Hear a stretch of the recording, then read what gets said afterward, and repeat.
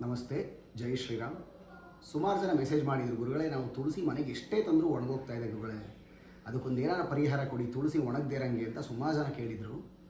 ಸುಮಾರು ಜನಕ್ಕೆ ಏನು ಅಂತಂದರೆ ಮನೆಯಲ್ಲಿ ವಾಸ್ತು ದೋಷ ಇದ್ದರೂ ತುಳಸಿ ಒಣಗುತ್ತೆ ಅಂತ ಸುಮಾರು ಜನ ಪುರೋಹಿತರು ಹೇಳಿದರು. ಗುರುಗಳೇ, ನಮ್ಮನೇಲಿ ಆ ಥರದ್ದೇನು ವಾಸ್ತು ದೋಷಗಳಿಲ್ಲ, ಆದರೂ ತುಳಸಿ ಒಣಗೋಗ್ತಾ ಇದೆ ಅಂತ ಕೇಳ್ತಾ ಇದ್ರು.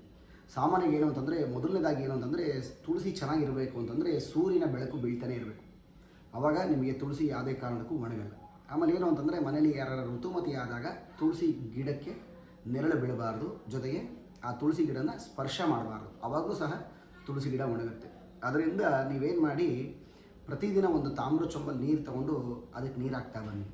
ಮತ್ತು ಅಷ್ಟಾದರೂ ನಿಮ್ಗೆ ಒಣಗ್ತಾ ಇದೆ ಅಂತಂದರೆ ಆವಾಗ ಮಣ್ಣನ್ನು ಬದಲಾವಣೆ ಮಾಡಿ, ಆವಾಗ ನಿಮಗೆ ತುಳಸಿ ಗಿಡ ಚೆನ್ನಾಗಿ ಬರುತ್ತೆ. ಅಕಸ್ಮಾತ್ ಇಷ್ಟೆಲ್ಲ ಮಾಡಿದ್ರೂ ಬರ್ತಾ ಇಲ್ಲ, ಸೂರ್ಯನ ಬೆಳಕು ಬೀಳ್ತಾ ಇದೆ ಗುರುಗಳೇ, ಆದರೂ ಋತುಮತಿ ಆದಾಗ ನಮ್ಮ ನೆರಳು ಬೀಳಲ್ಲ, ನಾವು ಸ್ಪರ್ಶನೂ ಮಾಡಲ್ಲ, ಆದರೂ ಒಣಗ್ತಾ ಇದೆ ಅಂತಂದಾಗ ಏನು ಮಾಡಿ, ಮಣ್ಣನ್ನು ಬದಲಾವಣೆ ಮಾಡಿ, ನಿಮ್ಮ ಮನೆಯಲ್ಲಿ ಯಾರು ಚಿಕ್ಕ ಹೆಣ್ಣು ಮಕ್ಕಳಿದ್ದರೆ, ಅಥವಾ ನಿಮ್ಮ ಮನೇಲಿ ಇಲ್ಲ ಅಂದರೂ ಮನೇಲಿ ಅಕ್ಕಪಕ್ಕ ಯಾರ ಮನೆಯಲ್ಲಾರು ಇದ್ದೇ ಇರ್ತಾರೆ, ಆ ಹೆಣ್ಮಕ್ಳ ಕೈಯಲ್ಲಿ ಆ ಗಿಡವನ್ನು ನೆಡೆಸಿ, ಆವಾಗ ಅದು ಯಾವುದೇ ಕಾರಣಕ್ಕೂ ಒಣಗಲ್ಲ.